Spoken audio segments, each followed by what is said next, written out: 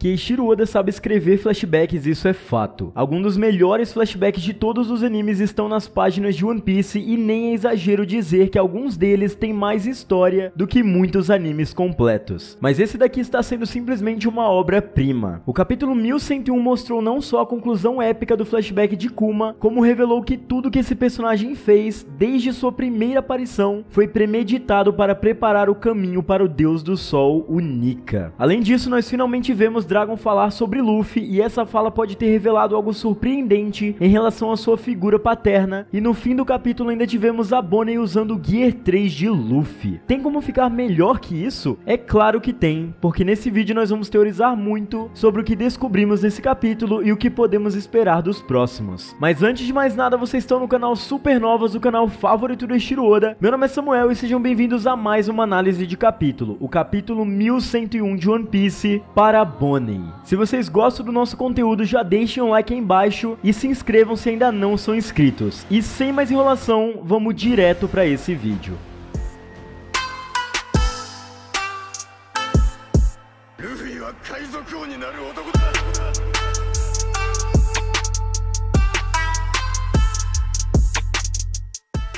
Mas antes de irmos direto para esse vídeo, nós vamos falar sobre o patrocinador desse vídeo. É um aplicativo onde você pode ver filmes, séries, desenhos, animes, jogos de futebol, conteúdo infantil e muito mais. Compatível com quase todos os dispositivos Android que existem. Nele você pode ver One Piece em excelente qualidade, sem anúncios e até ver seu time jogar no seu campeonato favorito. Uma das maiores vantagens é que esse aplicativo é livre de anúncios, então você pode ver seu conteúdo favorito sem aquelas interrupções chatas. E tudo isso na melhor qualidade de imagem, até em 4K. Incrível, né? Nós já utilizamos esse aplicativo, então baixem vocês também. Todos os links estão na descrição e no comentário fixado. Agora sim, vamos voltar para o vídeo.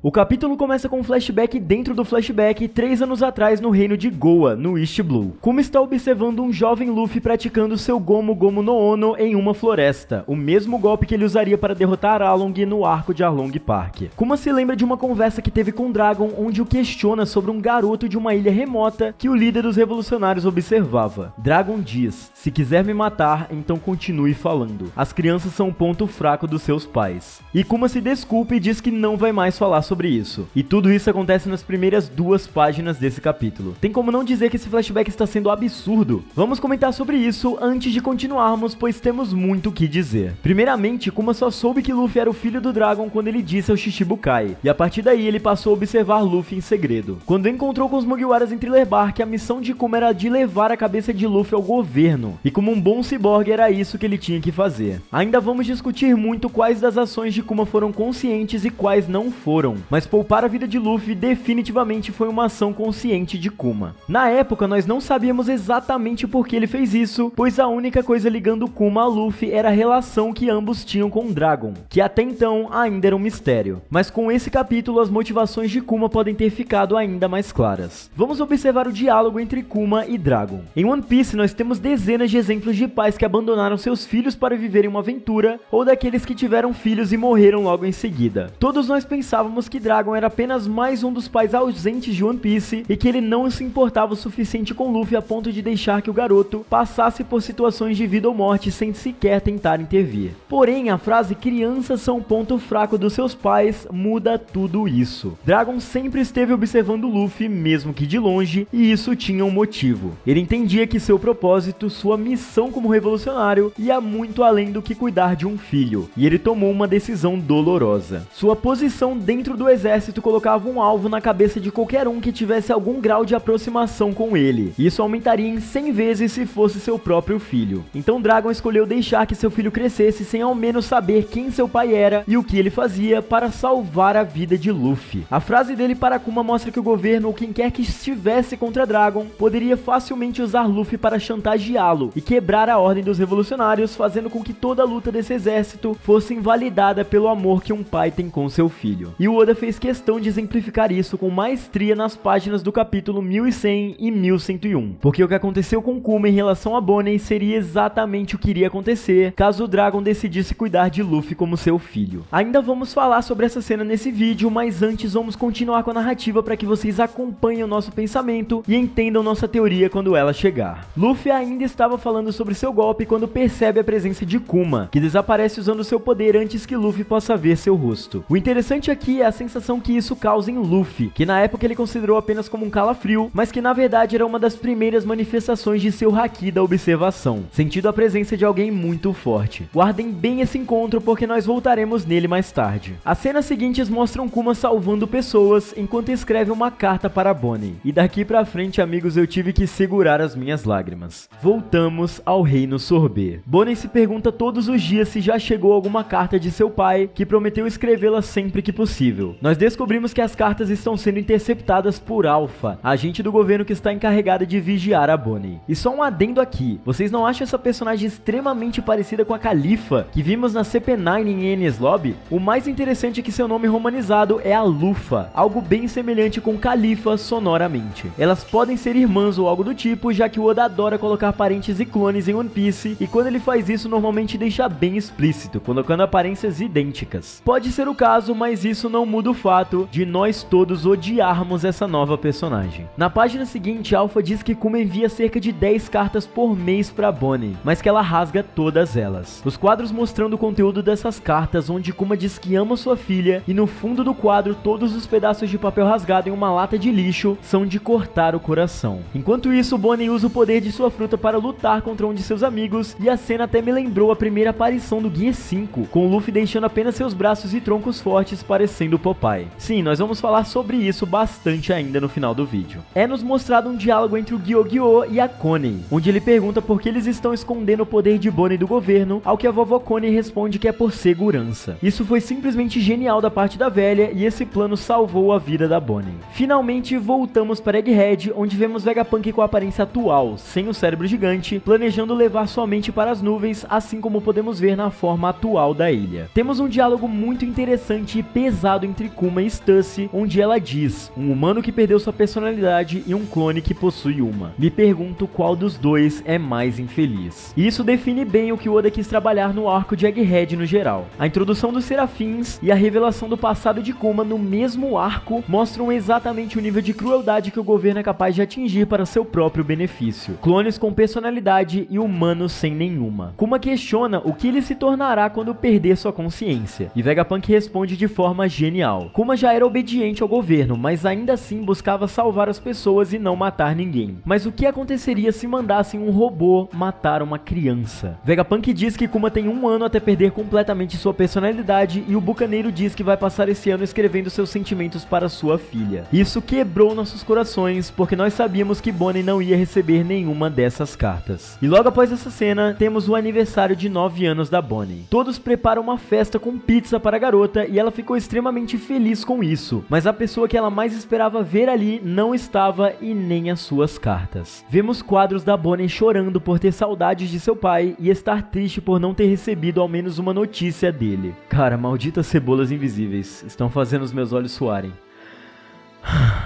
O Oda mudou o cenário para impedir mais lágrimas, e vemos que se passaram 6 meses inteiros sem que uma única carta fosse entregue. O governo rasgou mais de 60 cartas de um pai para sua filha, e eu quero mais é que o Luffy exploda Marijoa com um soco só, sinceramente. Nós vemos cenas em que Kuma ajudou os revolucionários e foi embora sem dizer nada, pois aquelas atitudes eram apenas resquícios de quem algum dia foi Bartolomeu Kuma, que estava aos poucos se tornando um completo pacifista. Dragon confiava tanto em seu amigo que compreendia o fato de Kuma não contar nada sobre isso. E essa amizade ainda vai repercutir no fim desse arco com toda certeza. E pela última vez, voltamos ao Reino Sorbet. E voltamos para Bonnie, que está finalmente curada de sua doença. Ela diz que quer sair agora que suas pedras se foram, ao que Alpha responde que não vai deixar isso acontecer, pois eles vão mantê-la ali até o seu 10º aniversário. Naquele dia, Connie decide contar tudo para a garota. Eles ouviram conversas dos agentes do governo bêbados e descobriram que tudo não passava de uma farsa, e que Bonnie já estava curada há muito tempo. mesmo. Ela também diz que é muito estranho que Kuma não tenha enviado nenhuma carta, e diz para a garota ir para o mar com Gyogyo para procurá-lo. É muito legal saber que foi daí que começou a tripulação dos piratas glutões da Bonnie. O plano de Konen era que Bonnie se transformasse em sua aparência velha, se fazendo passar pela rainha e dessa forma conseguisse fugir para o porto. E o plano deu absurdamente certo. Nós vemos Bonnie caminhando normalmente, sem ser afetada pelo sol, e seus amigos que ficaram na igreja comemoram enquanto ela vai em direção ao porto encontrar sua futura tripulação.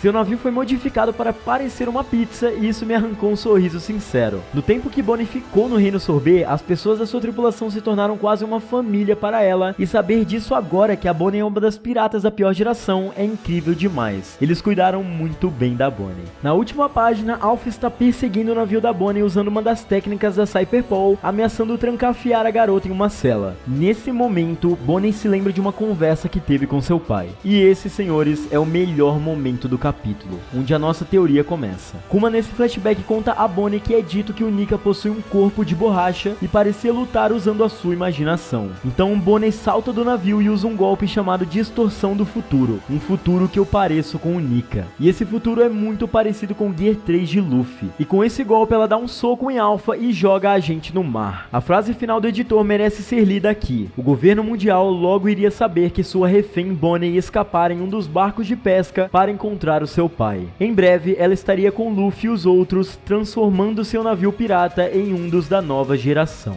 Cara, esse capítulo foi perfeito do início ao fim e nos deixou com várias teorias que vamos falar com vocês ao longo dessas semanas, mas vamos começar pelo mais básico, o poder da fruta da Bonnie. Uma fruta que deveria apenas manipular a idade dela, na verdade pode distorcer a aparência das pessoas se baseando nas infinitas probabilidades de futuros possíveis. E isso traz à tona uma teoria que nosso inscrito Gabriel nos contou no último vídeo de perguntas, e que simplesmente se confirmou nesse capítulo. A Bonnie pode brincar com o que o Oda faz direto nos SBS, os futuros que deram certo e os que deram errado. Quando ela transforma o Luffy em velho, ele fica com a mesma aparência do futuro que deu errado, mostrado nos SBS do Oda. O ponto aqui é que ela pode brincar com isso propositalmente e fazer com que seu oponente se torne a pior versão de si mesmo, mas também pode indicar que ela pode mostrar exatamente se você está no futuro bom ou no futuro ruim. E se essa teoria estiver certa, talvez Luffy ainda esteja rumando para seu futuro que deu errado e tenha que fazer algo para desviar de sua rota e conseguir seu melhor futuro, e a Bonnie nos deu um vislumbre disso. Outra coisa muito interessante é o diálogo de Kuma e Bonnie sobre a real aparência do Nika. E para contextualizar essa teoria, que inclusive acertamos no vídeo anterior, vamos voltar ao começo desse capítulo. Kuma vai visitar o Luffy, entre aspas, e vê-lo treinar quando se dá conta de que ele era o filho de Dragon. Quando Kuma vê o garoto, Luffy usa o ataque Battle Axe, mesmo ataque que finalizou Arlong, e quando Luffy sente sua presença, o Kuma some. Ao final do capítulo, Bonnie usa um recurso muito parecido com Gear 3, já que o Nika tinha um corpo livre e era de borracha. Mas ela só sabe disso porque Kuma quem disse que Nika tinha essas propriedades. E agora é só juntar as peças. Se Kuma desde criança já sabia que o corpo do Nika era feito de borracha, assim que ele viu Luffy, ele sabia que o Luffy era o Nika, ou pelo menos tinha seu poder, graças ao seu corpo e seu golpe, o qual Kuma viu. Dito isso, a partir daí Kuma passou a observá-lo, e tudo o que aconteceu provavelmente foi planejado para o Kuma facilitar e ajudar Luffy em seu caminho. Então é possível que o desfecho desse flashback, quando Kuma pede sua última missão de salvar o Sunny e se entrega completamente perdendo sua consciência, seja na verdade um momento em que teremos certeza de que tudo o que aconteceu foi em nome do Deus do Sol, e foi planejado por Kuma em sua última missão. Ele se entregou para ser um demônio na figura de um ciborgue, como mesmo disse, mas acabou sendo na verdade um anjo da guarda. Ele pavimentou o caminho para que Luffy não fosse morto por Kizaru e para que ele se tornasse o verdadeiro Nika, mesmo perdendo sua personalidade a cada dia. Ele pediu para que Vegapunk adicionasse um comando após sua perda de consciência, e esse comando salvou os Mugiwaras e permitiu que eles seguissem viagem. E Kuma só fez isso porque sabia quem Luffy era o tempo inteiro. E um detalhe muito interessante, Kuma disse sua icônica frase em Thriller Bark: Dragon, seu filho realmente é incrível. E se analisarmos isso bem, é o tipo de frase que se diz quando outra pessoa te fala isso e depois você tem certeza e reafirma. Ou seja, muito provavelmente Dragon já havia dito que Luffy era incrível. Isso se essa conversa realmente aconteceu. E se isso for verdade, Dragon sabe exatamente do potencial de seu filho, porque isso não é algo dito ao acaso ou somente por ser seu pai. Uma coisa é certa, Luffy tem em suas mãos tudo o que precisa para ser o rei dos piratas e alcançar a liberdade que ele tanto almeja, libertando o mundo inteiro no processo. Mas ele não conseguirá fazer isso isso sozinho, do contrário, acabará no futuro que deu errado. Ele precisa de ajuda e talvez não só de sua tripulação, mas de todos aqueles que em algum momento passaram por sua vida e foram cativados de alguma forma. Até porque todas essas pessoas foram tocadas de alguma forma pelo Deus do Sol, e se puderem retribuir e contribuir com a liberdade do mundo, elas com certeza farão isso. Afinal, Luffy tem o poder mais extraordinário dos mares, o de trazer todos para o seu lado. E é com isso que nós encerramos esse vídeo, galera. Espero que vocês tenham gostado. Se vocês gostaram da nossa análise, não se esqueçam de deixar o like e comentar aí embaixo o que vocês acharam. E se inscrevam no canal caso ainda não sejam inscritos. Galera, One Piece vai ter uma pausa agora de uma semana, mas vai voltar na semana seguinte. E nós não vamos deixar vocês sem vídeo. Vai ter bastante vídeo pra vocês até o final desse ano, porque nós queremos deixar vocês com bastante conteúdo nas festas de fim de ano. Então já ative o sininho pra não perder nada e sigam a gente nas nossas redes sociais, principalmente o Instagram, que é por onde vocês podem mandar perguntas pra gente responder aqui em vídeo. E é isso, galera. Valeu!